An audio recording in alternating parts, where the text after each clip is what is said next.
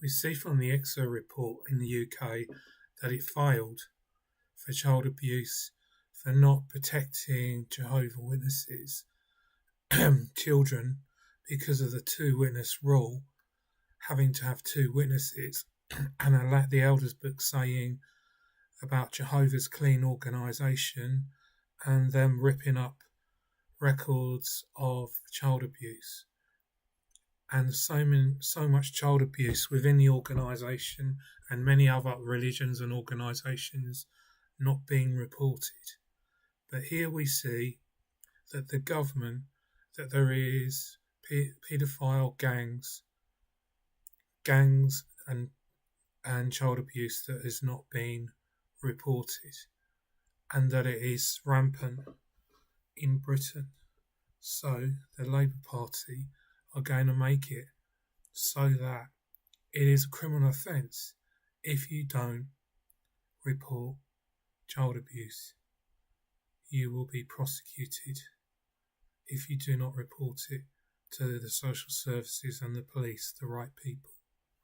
And once this law is sorted out and it comes into place, every organisation, every government, every religious organisation will have to report child abuse to the correct authorities. So Jehovah's Witnesses, there must be loads that are being hidden. It doesn't matter the date of when they happened. When this statute comes into law, you will then have to report. You have a duty. Otherwise you will face criminal prosecutions.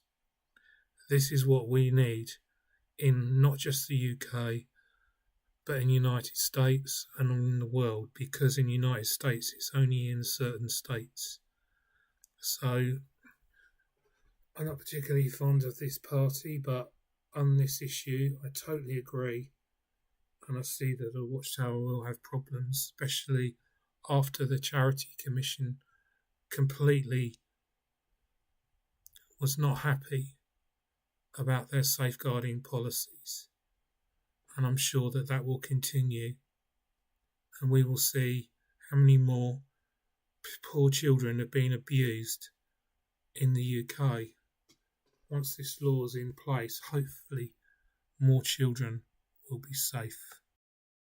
Not only the individuals who were responsible for this awful abuse are caught and convicted, but also those who fail to protect and to support these vulnerable young people, because it's not just young women that have been affected in Oldham, it's also young men, and how they will be held to account. Thank you. Margaret Friend is right to raise these important points. I know this is an issue she has worked on for many years. One of the things that we need to do is we actually need to strengthen the law on this. We need to have a much stronger legal framework in order to be able to make sure that there is proper accountability, not just the holding to account and properly punishing perpetrators of appalling abuse, but also holding to account institutions and individuals who fail to take the action that is needed to protect our children. And that means the duty to report, making it an offence to cover up child abuse, and also a duty of candour to be able to comply and to provide the information, to provide the transparency in these cases, and also looking at the other local mechanisms that we need in place in areas like hers and across the country to be able to make sure that there is proper accountability when things go really badly wrong. Chair of the Select Committee, Dame Karen Bradley. Thank you very much, Madam Deputy Speaker. I welcome the statement, and my committee will look carefully at it. Professor Alexis Jay is in front of us on Tuesday next week, and I'm sure we will come back with further points. But just 2 points today. The first is around duty to report. In many cases, reports were made, but the victims were simply not listened to and not believed. So what can she do to make sure that that changes? And I am not clear from her answers so far. Will the local inquiries have the statutory powers to compel witnesses, yes or no? So, the first point, she is right that reports were often not listened to and not followed up. And in some areas what that means is that although recommendations were made, there was never any follow-up. There was never the proper implementation of standards to be able to do so. So, for example, in policing, we have never had a proper police management, a performance management framework in order to be able to make sure that standards are actually being met and that there is proper follow-up as well. And we need that stronger performance management framework in place.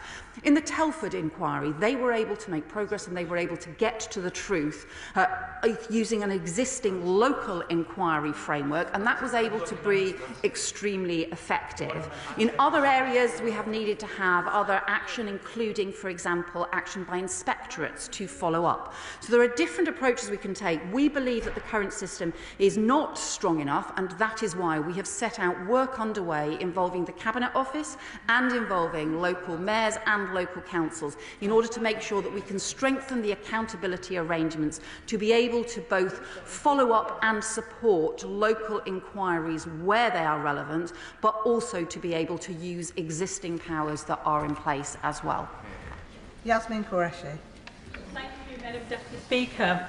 As a barrister and a former Crown prosecutor for 14 years, who dealt with sexual abuse and rape cases, can I tell this House that sexual abuse and assault occur throughout the United Kingdom, are not specific to any gender, race or religion. I mean, you have to just look at the Palica case in France. But there is one group of victims who are often not spoken about, that is young boys and young men. The level of sexual abuse that relates to them is completely underreported. I think it's a cultural thing, you know, boys must man up or they can't be shown to their feelings.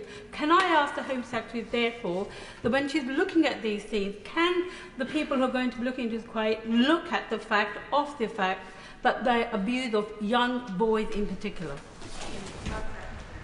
My honourable friend is right to raise this point because it's one of the issues, in fact, that was raised as part of the independent inquiry's 2-year review into child exploitation. It identified teenage boys, young boys who are being exploited, and often identified patterns where they were initially being exploited online.